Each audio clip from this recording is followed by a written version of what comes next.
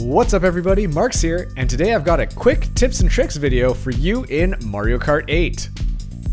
So I've been playing a lot of Mario Kart 8 recently, mostly because I'm streaming it, but the thing is I've picked up a couple of quick tidbits of knowledge that I'm going to impart upon you so you can up your Mario Kart 8 game and crush all your enemies on the track. And so without further ado, let's get into it. Here are 5 things that you should know in order to get better at Mario Kart 8. So tip number 1 is that the character and kart you pick really do impact how you race. And so starting out here, comparing the different characters in Mario Kart 8, we look at a medium character. Using the standard kart, standard wheels, and standard glider, we see the stats are pretty even across the board. But if we switch to a heavy character, such as Bowser, we see that speed and weight increase, while acceleration, handling, and traction do decrease a little bit.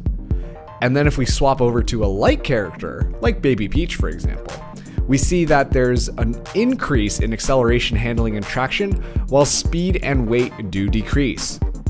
And this is why some people like to choose lighter characters for 200cc, because you get a little bit more handling and traction while reducing the speed, meaning that you can make those turns a little bit tighter. Another thing to be aware of is that there's a number of these things called inside drifting bikes, which basically just drift kind of crazy. And these include the Comet, Sport Bike, Jet Bike, YOSHI Bike, and Master Cycle. Now the thing is that these ones drift very different from all the other karts, and so I wouldn't say that they're pretty good to start out on, because then this way you're kind of pigeonholing yourself to only these 5 bikes.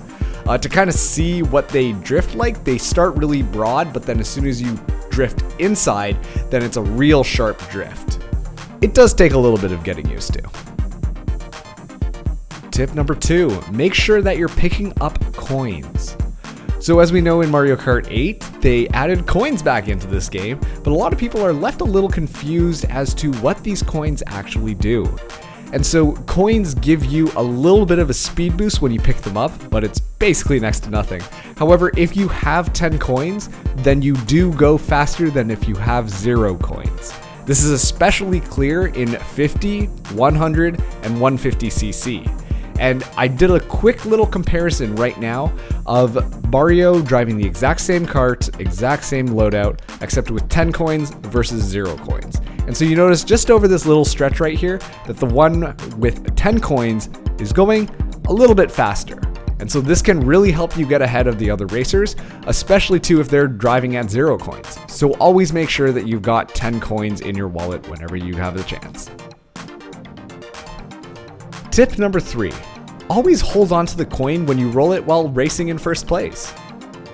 So it can be a little frustrating when you're in first and you keep on rolling coin after coin, when you might prefer maybe a green shell, a banana, or even the base, the ultimate defense thing.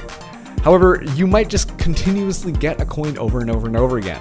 So the thing is when you get a coin, just hold on to it, because this means that you are incredibly unlikely to get another coin in the next box you hit. So that means that you can get some defense to help you defend yourself up in first place.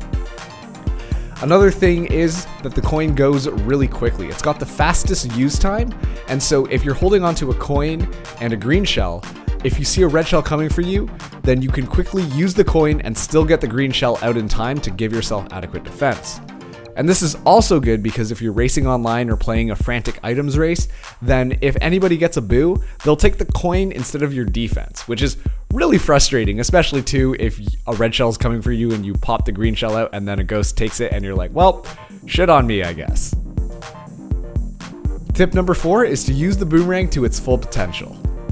So the boomerang is a pretty handy tool. As you know, you throw it 3 times before it disappears forever, but the first 2 throws roughly go the same distance and then return back to you. The thing is when you throw the boomerang for the very last time, it basically acts like a green shell. And so you can use it to hit racers that are just outside the normal range of the boomerang.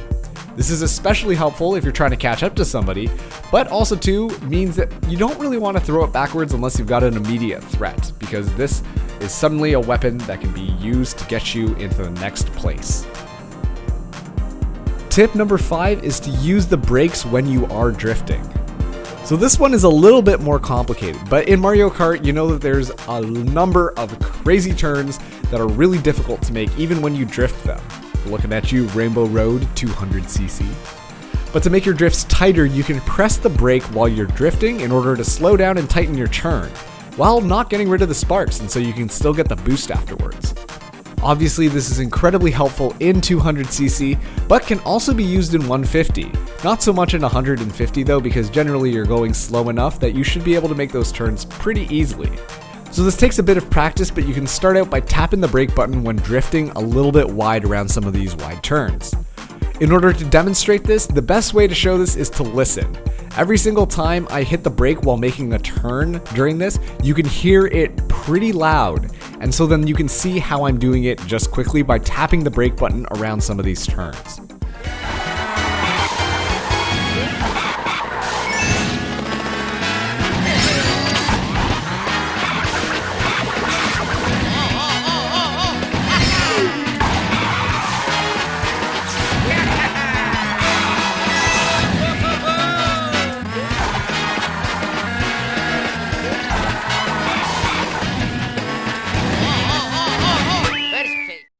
And with that, you should be able to do that much better in Mario Kart 8, absolutely killing it, showing your friends what's up, no competition even required, because these are such simple things that a lot of players out there just don't know.